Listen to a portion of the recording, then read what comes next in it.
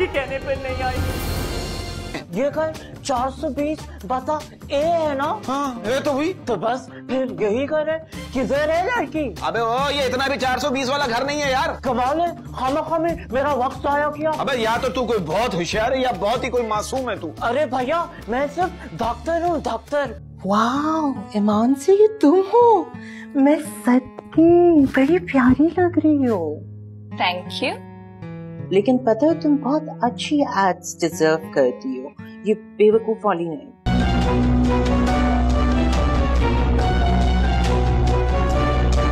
मैं कच्चा खा जाऊंगा इसका।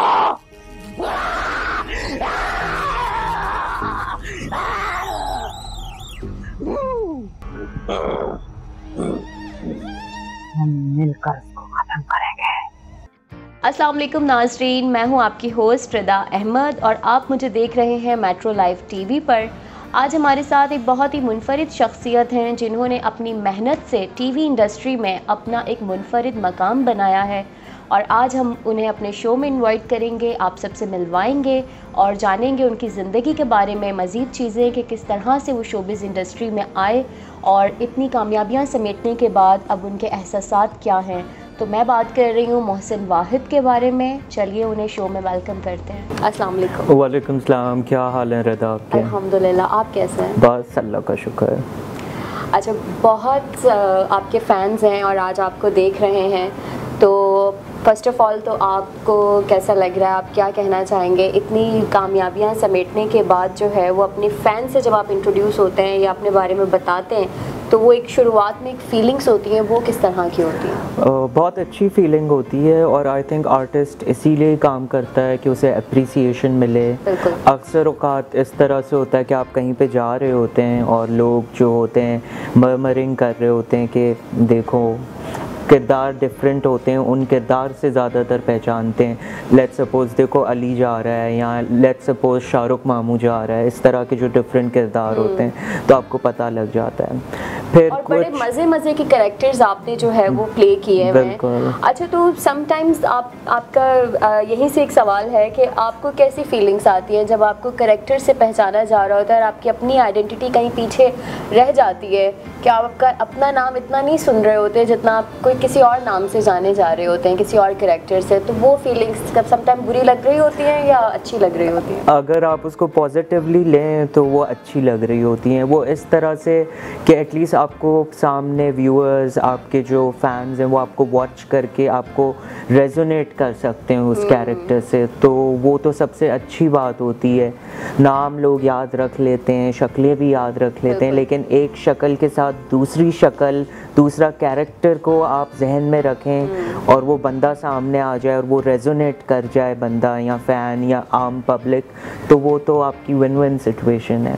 That's great. तो फिर आपके फैंस आपके पास भी आते हैं, मिलते भी हैं, तो ये अच्छा लगता है। चलें, अच्छा थोड़ा सा हम अगर आपकी ज़िंदगी के बारे में जानना चाहें कि आप पैदा कहाँ पर हुए और आपका डेट ऑफ बर्थ, आपका स्टार क्या है?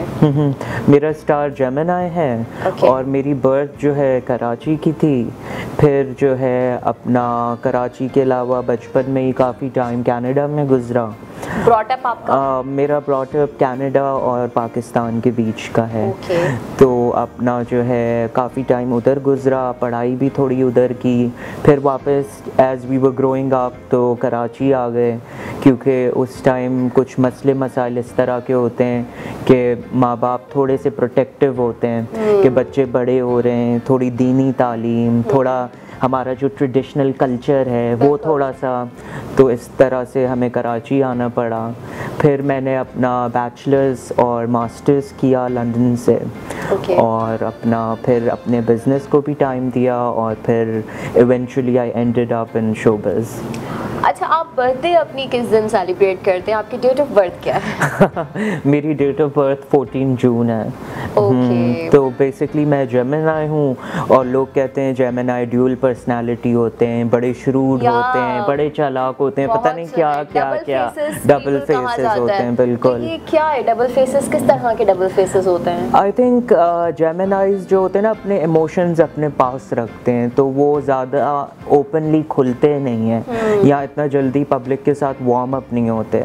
तो इस वजह से शायद लोग कहते हैं कि वो डबल फेसेस होते हैं। तो बेसिकली डबल फेसेस में ये होता है कि एक तरफ आप कुछ और होते हैं और सेकेंडली कोई और सिचुएशन होती है तो आप फ़ौरन अपनी दूसरी जो आपका फेस है वो फ़ौरन आपका दूसरों के सामने आ जाता है। तो बेसिकली ये वजह होती है, लेकिन ये नहीं होता कि अंदर कुछ हैं बाहर कुछ और हैं, कोई सिचुएशन आई अच्छा अब तुम्हें बताऊंगा। लोग ऐसा ही सोचते हैं। डबल फेसेस के भी डबल मीनिंग होते हैं। मतलब इस तरीके से बात है कि आप समटाइम्स अपने इमोशंस को कंट्रोल कर लेते हो। बिल्कुल। बट लोग समझते हैं मुनाफिक है, अंदर कुछ और है बाहर कुछ और है। लेकिन इस तरह से नहीं होता। बेसिकली डबल फेस जेमिनाई का ये होता है कि अगर एक सिचुएशन है जहाँ पे काम उनके हिसाब से नहीं हो रहा तो वो चुप हो जाएंगे।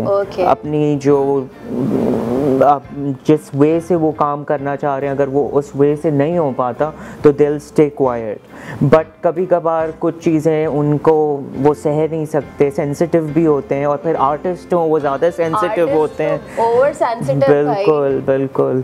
तो फिर जो है अपना फिर वो बर्स्ट हो जाते हैं। तो फिर लोग कहते हैं ये क्या हुआ, अभी तो सही था, अब अचानक क्या हो गया। तो बेसिकली ये दो फेजेस होते हैं जिसको लोग जिसको लोग समझते हैं कि एक फेज अंदर है मुनाफिकत वाला और दूसरा सामने कुछ और है। सुनते हुए भी आपको बड़ा अजीब लग रहा होता है, वो कॉम्प्लीमेंट नहीं लग रहा होता, वो तंज लग रहा होता है, क्रिटिसिज्म। बिल्कुल। अच्छा, आपने बताया कि आप फिर बिजनेस स्टार्ट लिया आपने, माशाल्लाह यू आर हाईली क्वालिफाइड, ठीक है, और आप जो है वो बिजनेस की तरफ भी हैं।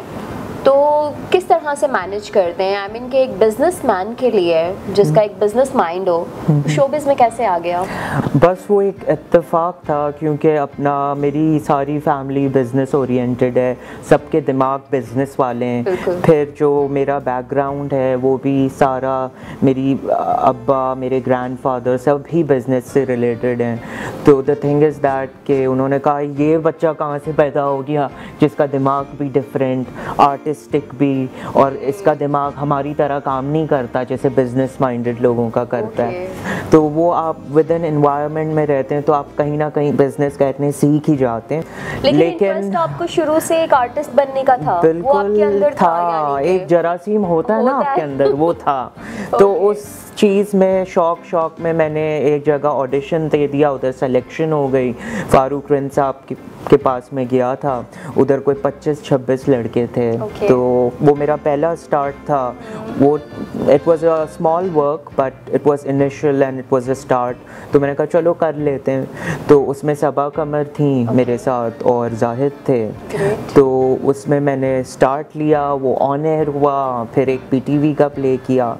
तो फिर उसके बाद मुझे बड़े कैरेक्टर्स मिलना शुरू हो गए अल्हम्दुलिल्लाह, जिसमें मेरे ऊपर स्टोरीज होती थी, मेरे ऊपर ट्रैक होता था प्रॉपर, बिल्कुल एग्जैक्टली। तो बस फिर ये हुआ, वो फिल्म फैक्ट्री का प्रोजेक्ट था, मैं तुम और मोहब्बत। उनके डायरेक्टर जो थे जैन जैदी थे।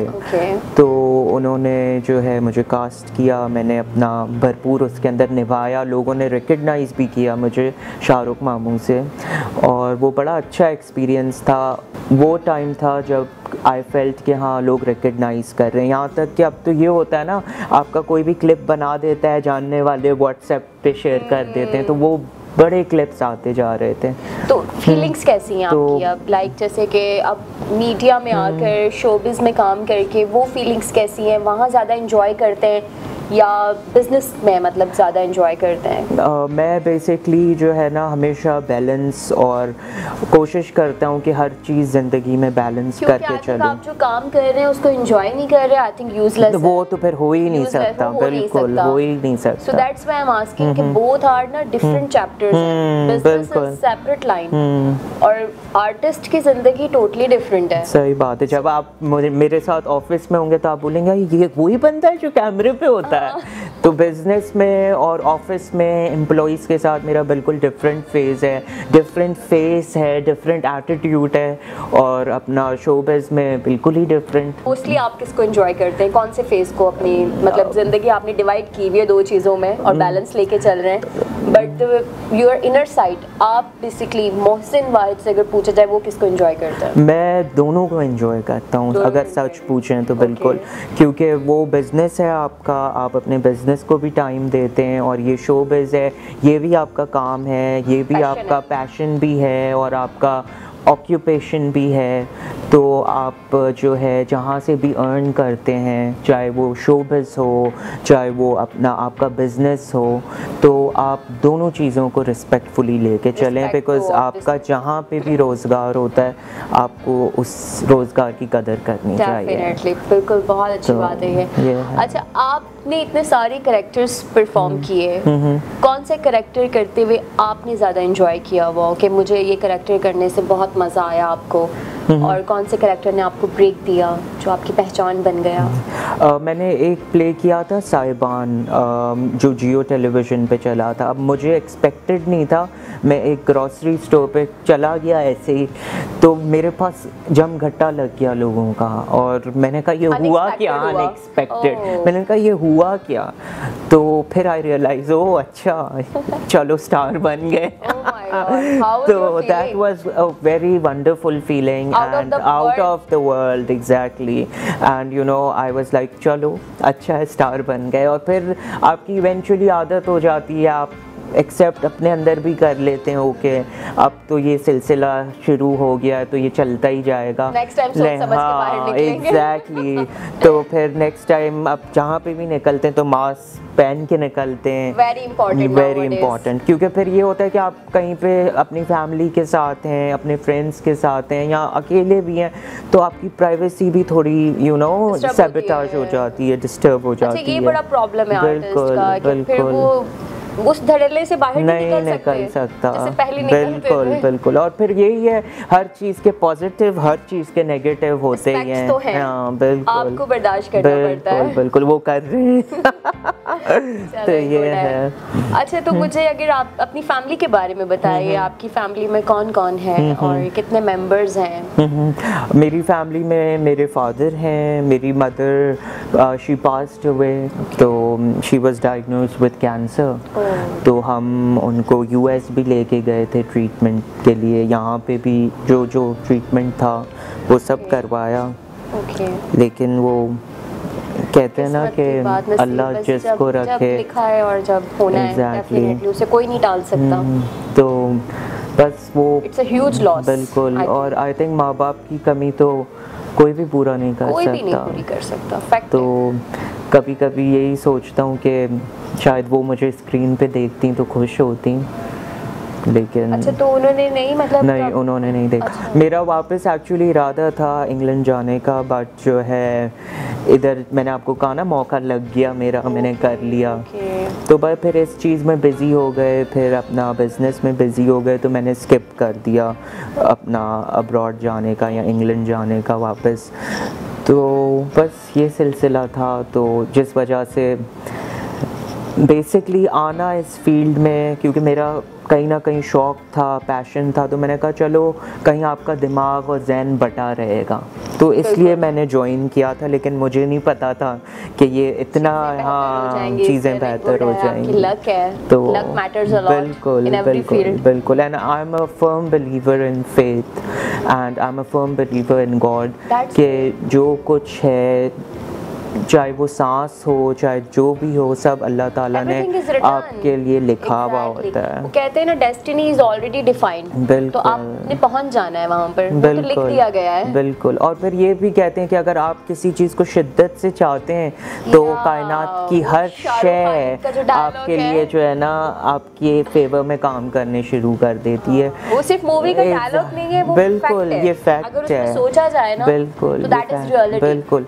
क्योंकि देखें एक ज़ात है जिसने कहा है कि मैं शहरक से भी करीब हूँ। तो अगर आप उसको कुछ बोलते हैं, उसको बताते हैं, बोलने की ज़रूरत नहीं कंटिन्यूसली है। आप उससे शिकवा करते हैं, बच्चे की तरह लड़ते हैं, तो वो कहीं ना कहीं आपकी सुन लेता है। बिल्कुल बिल्कुल। तो ये आपका अच्छा, वो अंदर का बात वही फेथ होना रहती है। चाहिए। How many members are in your family? Parents के अलावा कौन है? बस वो मेरी वालदा की बात आ गई तो थोड़ा इमोशनल हो गया था, because I still miss my mother, she was my best friend.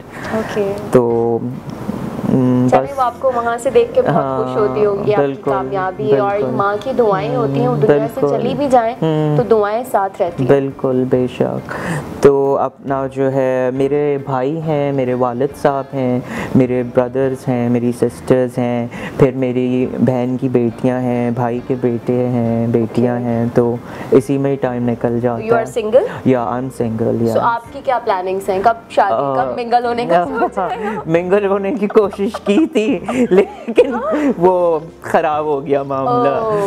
तो अभी तो फ़िलहाल जो है चीज़ें करियर के ऊपर फोकस कर रहा हूँ। मेरे कुछ 4-5 प्रोजेक्ट्स पाइपलाइन में हैं, That's great. कुछ मेरे टाइटल पे प्रोजेक्ट्स करंट हैं। अभी कौन सा प्रोजेक्ट चल रहा है आपका? अभी मेरा बबली टीवी चल रहा है, सब टीवी से, फिर मेरा एक एक्सप्रेस पे चल रहा है, और अपना मेरे 2 शॉर्ट फिल्म्स चल रही हैं जो मोहसिन तलत ने डायरेक्ट की हैं, वो भी टाइटल पे हैं। और इसके अलावा 2 प्रोजेक्ट्स हैं जिनकी डेट्स आ गई हैं शूट की, वो भी टाइटल पे हैं।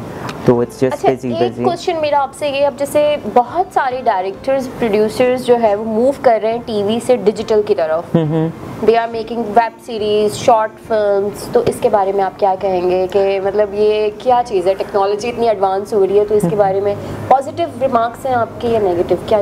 बिल्कुल पॉजिटिव रिमार्क्स हैं। देखें, अगर आप 20 साल पीछे चले जाएं तो कंप्यूटर इतना बड़ा आता था, अब आप देखें कंप्यूटर हाथ में है, लैपटॉप की फॉर्म में।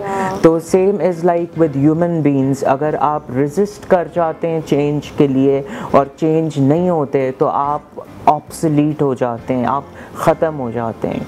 तो अब टीवी इटसेल्फ जो है, itself is a decoration piece, you know, जिसको आपने रख दिया। अब लाइफ इतनी बिजी हो गई है कि कोई इंसान 8 बजे से 8 बजे का प्रोग्राम देख नहीं सकता। संडे को कोई चीज़ 7 बजे आ रही है, आप देख नहीं सकते, ऑन टाइम नहीं दे सकते। तो इसीलिए जो है अब यूट्यूब आ गया है कि आपके हाथ में एक्सेस है। आपने अगर कोई प्रोग्राम लगाना है, आप हाथ में देख लें, फिर उसके लिए आपको टाइम नहीं फॉलो करना। हाँ, एग्जैक्टली। तो आपको फिर टाइम नहीं फॉलो करना पड़ता, आप अपने हिसाब से ही अपने टाइम के मालिक होते हैं। अगर आप बैक इन 20 ईयर्स चले जाएं तो आपके पास कोई एज सच ऑप्शन नहीं होते थे, आपको 8 बजे बैठना पड़ता था।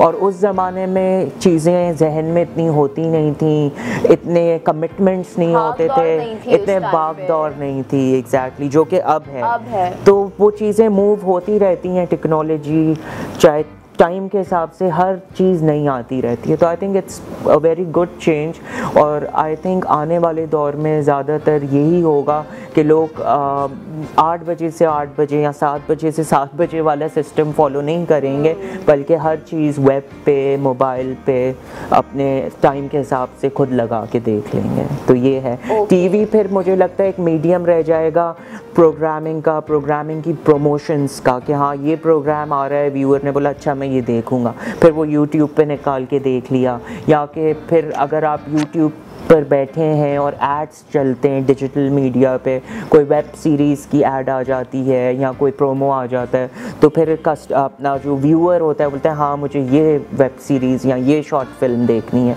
तो वो फिर स्पेशली क्लिक करके वो देखेगा। अच्छा, शोबिज़ में आने से पहले आपका कोई तो आइडियल होगा, कोई फेवरेट सेलिब्रिटी जिसे देख के आप सोचते हो कि मुझे भी इसकी तरह काम करना है और मुझे इसकी तरह बनना है, तो कौन था वो? वेल, अपना आइडियल तो नहीं था, लेकिन मैंने बचपन से ही बहुत सारे स्टार्स को देखा है, चाहे वो हमारे पड़ोसी मुल्क के हों, चाहे वो इंग्लिश मूवीज़ के हों, चाहे वो हमारे पाकिस्तानी लॉलीवुड से हों, बॉलीवुड से हों, हॉलीवुड से हों। तो सब ही कहीं ना कहीं आई थिंक अपने कैरेक्टर के हिसाब से एक लोहा मनवा लेते हैं और आम व्यूअर की दिल में जगह कर लेते हैं। तो फिर वो आर्टिस्ट के ऊपर होता है वो किस तरह से अपने काम से जगह बनाता है। तो आई थिंक वो बहुत सारे लोग हैं, बहुत सारे लोग हैं, लेकिन मुश्किल है बिल्कुल। कोई क्रश भी नहीं रहा कभी? नहीं, नॉट फीमेल सेलिब्रिटी, नहीं, एज सच तो नहीं, बस वो कैसी होनी चाहिए वाइफ? आई थिंक नीलम मुनीर प्यारी हैं और अपना जो हमारी सिंगर मोमिना है, शी इज़ माशाल्लाह वेरी ब्यूटीफुल।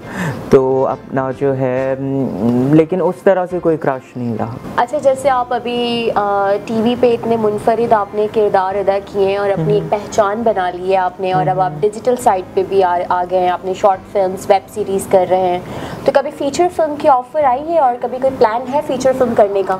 मुझे फीचर फिल्म्स की ऑफर्स बिल्कुल आई हैं। कोविड से पहले कुछ चीज़ें तैयार भी हो गई थी, लेकिन बस वो अचानक से पूरा दुनिया का पैराडाइम चेंज हो गया। तो आई थिंक कोविड ने हमें तौर तरीका जीने का सिखा दिया है कि इंसान बस एक रेत की तरह है, बिल्कुल हिला के रख दिया है। तो अपना ऑफर्स थी, कुछ चीज़ें पाइपलाइन में थी, मूवीज़ वगैरह। तो अभी फ़िलहाल कोविड के लिए, कोविड जब तक चल रहा है तो अभी पाइपलाइन में हैं, क्योंकि सिनेमास बंद हो गए।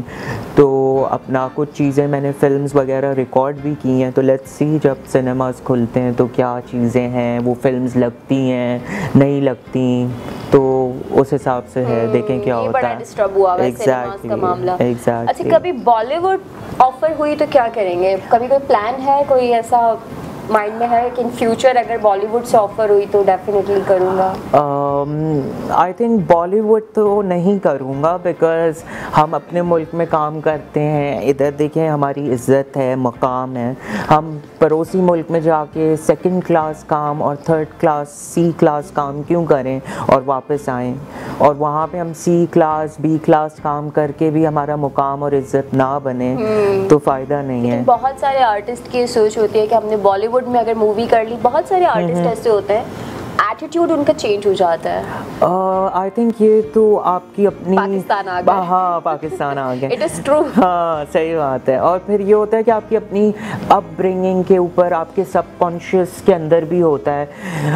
बिकॉज जैसे मैंने आपको पहले कहा, I firmly believe in faith. तो आई थिंक एटीट्यूड या गुरूर तो सिर्फ ऊपर वाले की ज़ात को शोभा देता है, क्योंकि उसी के हाथ में सारी चीज़ें होती हैं। इंसान तो बस एक हवा का झोंका है। बिल्कुल, एग्जैक्टली यकीन की बात है। तो मेरा फेथ बड़ा स्ट्रॉन्ग है अल्हम्दुलिल्लाह। अच्छा, मूवीज़ वगैरह में आपका कितना इंटरेस्ट है? मूवीज़ देखते हैं? कौन सी मूवी फेवरेट है और कौन से मूवी डायरेक्टर आपके फेवरेट डायरेक्टर हैं? ये तो ईमान से आपने बड़ा मुश्किल सवाल पूछ लिया, कौन फेवरेट कौन नहीं फेवरेट। आई थिंक सभी अपने अपने हिसाब से, अपने जॉनरा के हिसाब से काम कर रहे हैं और अपने कंटेंट से, अपने काम से मनवा रहे हैं, और अल्लाह ताला जो है उन सब को कामयाब करे, मेरी तो दुआ ये है।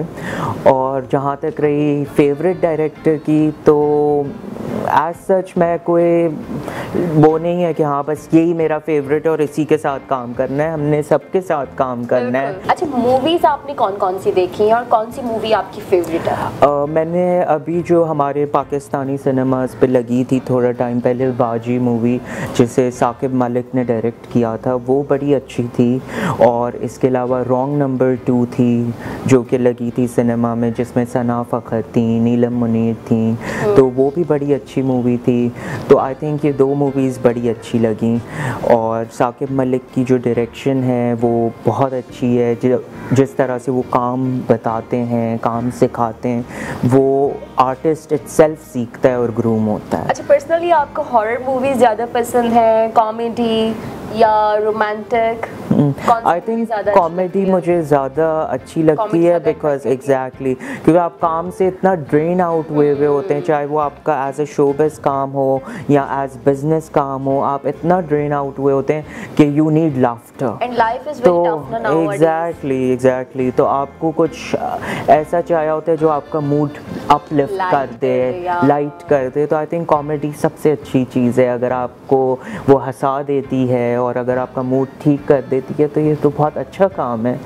तो और आप खुद भी ऐसी कैरेक्टर्स परफॉर्म करना मतलब एंजॉय करते हैं? मैं कॉमेडी कैरेक्टर भी करता हूँ, सीरियस भी करता हूँ और मैं हॉरर भी करता हूँ। एक मैंने अभी किया था लाल माई के नाम से, जिसके डायरेक्टर खालिद मलिक साहब हैं।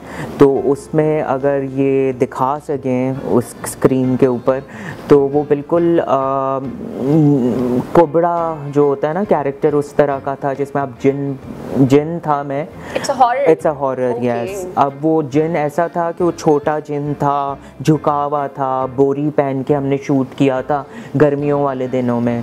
तो मैं सना फ़खर के साथ सेकंड लीड पे बैक टू बैक पैरेलल काम कर रहा था, तो वो बड़ा मज़े का किरदार था। अच्छा, आप माशाल्लाह इतने अच्छे आर्टिस्ट हैं और बहुत सारे आर्टिस्ट अब प्रोडक्शन की तरफ आ रहे हैं, आप बिजनेस भी रन कर रहे हैं, तो आपने प्रोडक्शन का क्यों नहीं सोचा अभी तक? कोई प्लान है ऐसा इन फ्यूचर? इन फ्यूचर बिल्कुल है, प्रोडक्शन मुझे करनी है और कुछ चीज़ें मैंने सोची भी हैं, लेकिन आई थिंक अभी राइट टाइम नहीं है प्रोडक्शन के लिए। एक तो आपको पता है दुनिया भर के जो हालात चल रहे हैं, फिर अभी मैंने इस इंडस्ट्री को ज्वाइन किए हुए कुछ टाइम हुआ है। कितना टाइम हुआ है वैसे? आई थिंक 4 years हुए। शोबिज़ में 4 years? बट मैं चाह रहा हूँ कि मैं थोड़ा और कहीं मुकाम पे पहुँच जाऊँ। में कब से है? बिजनेस में हूँ मैं तकरीबन when I was 19 years old।